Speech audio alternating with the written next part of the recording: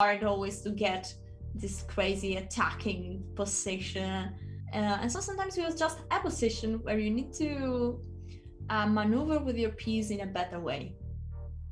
So E6 played, and now White has to decide how she's going to continue. I mean, she just decides to play queen to d2, just relax, not try anything too drastic. She's going to continue to improve her position, potentially with rook on f to d1 and rook to c1. That's what it's about next. Where do you put your rooks? So that's a decision for both players. And I mean, for both players, it seems likely that they'll do rook on a to c8 or rook on a to c1 and rook on f to d8 and d1. Nope, wrong. I was wrong. She plays rook a d1. You know, that's another reasonable idea. Maybe she's going to put the other rook on e1 in case she can play for e4 later. Yeah, this can be an idea. And she might be right, because now the e file is semi-open. So actually, I like the fact that black is flexible still with the rook. So it's a bit later with the movement of them, but it can now evaluate the position based on what happened with the pawn structure. So I'm still not sure what is the right file for the black rooks. But might be that the e file is opened up, so it might be a good strategy. I like for black that we have these hanging pawn structures, but not a single pair of minor pieces have been traded yet. Generally, when we have those hanging pawns, we have more space. And when we have more space, we want there to be fewer trades. So that's something I think that is in Harika's favor. But of course, one thing I don't like about her position, the knight on a6, it's still offsides. No, it's still not participating in the action. Maybe black can maneuver it through c7 towards e6. अगर तुम लोग नए हो तो subscribe करो, वो जो लाल वाला बटन है उसके साथ सूर्य नमस्कार करो या फिर अनुलोम विलोम, मुझे नहीं पता, बस क्लिक हो जाना चाहिए. Maybe even g5 and d5, e4 eventually. It's a long trip, but black might get time for it. Let's see.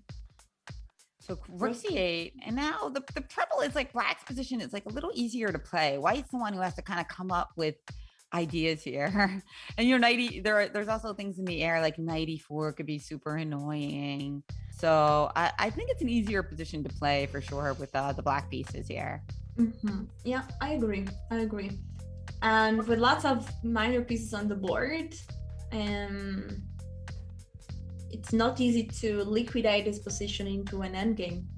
And oh my God, look at the time situation, Alessia.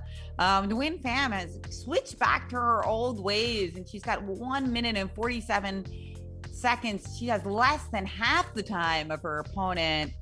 I don't know. I think that could become really scary against a player who's as practical as Harika. We know she's a practical player. She's not the type to try to flag you. She's going to flag you and make good moves. So I'm a little nervous about that.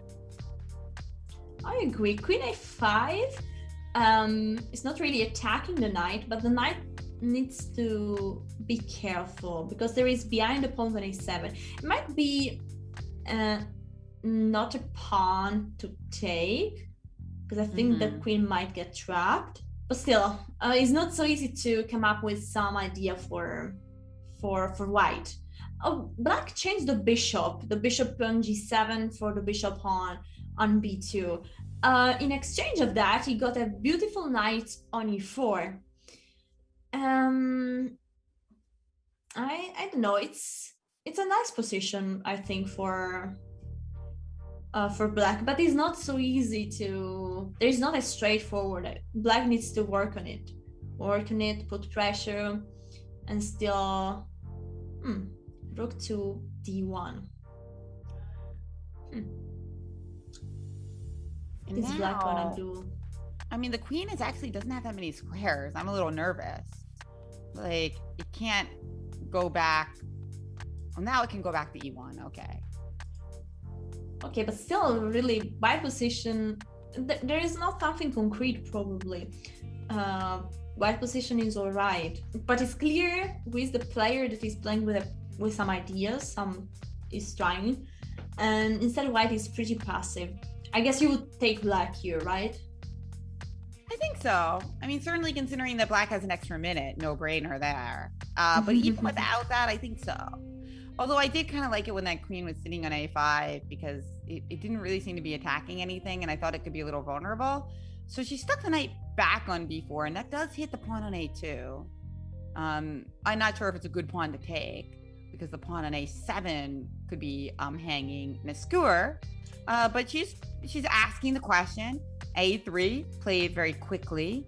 Knight c6 now. Well, maybe not that quickly considering it's a blitz game, but knight d3 now. And I think white's position now, it's a bit more harmonious than it's been for a little while. Mm-hmm. Yeah, now the b3 pawn might get weak. Maybe black can think about putting the rook on b8, maybe bishop on a8, and start to target that pawn a little bit. You know, always trying to have a target, create new weaknesses. That's why I like the move knight b4. That was provoking a3. Ooh, g5. She's going for it. Okay, but what's the idea of g5? I guess she's trying to, I don't know, maybe put a rook on. She could try a rover like rook d6 coming into h6, but for the moment, it seems a little too ambitious. She just played knight to e5. What's going on there? Knight e4. No, knight takes e5 right away was played. Now after queen takes e5, knight e4, massive trades. And will black be left with a lot of weaknesses? Yeah. Tough questions here. Yeah, because right now managed to change a lot of pieces. And once lots of pieces are changed, the black pawn structure is worse than white. There are more pawn island. A7 is weak, C5 is weak. Also G5 is now weak. It's not easy to attack it right now. Actually, a queen might get to F6. So yeah, very dangerous. That's why she played rook to D8. But now rook C1 played, and she's going to try to play to queen F6 anyway. She's got less time, but the problem is that bishop on B7, it's very weak, right? The bishop on B7 is really locked in, and there's weaknesses on C5, E4, G5. Whereas white, meanwhile, is re-maneuvering her own bishop to C4, it looks like. It's very dangerous position brewing for black. Wow. Maybe she has to try... Gosh, I don't know. That G5 looked to me like a boomerang. Just coming back, and now the black position is suddenly weak. I like here bishop C4, yeah. So white has a good position, but is it going to be enough to win? She's got a really nice rook, and she's got a beautiful bishop, but she needs to get in the king in order to really make this everything that it could be. Can she do it? 7 seconds left on the clock. Look at the pawn on h4, very weak. Can black get any counterplay here? Rook g7, there it is. G7. Yeah. She got that crucial counterplay. She took the pawn so that she could play king h3. Ooh. Oh my, the pawn on b3 is suddenly falling. And the pawn on c5 is running fast. Oh no. Promotion. And black's gonna win all of a sudden. She won on time. What a turnaround. That rook trade turned out to be horrible news for white because she was the one with the active rook.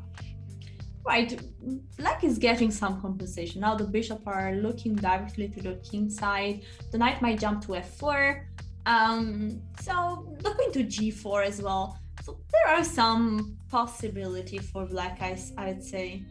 That's true. I like your idea of queen g4 and knight f4. That's why I was wondering if there was something even better than taking on c8.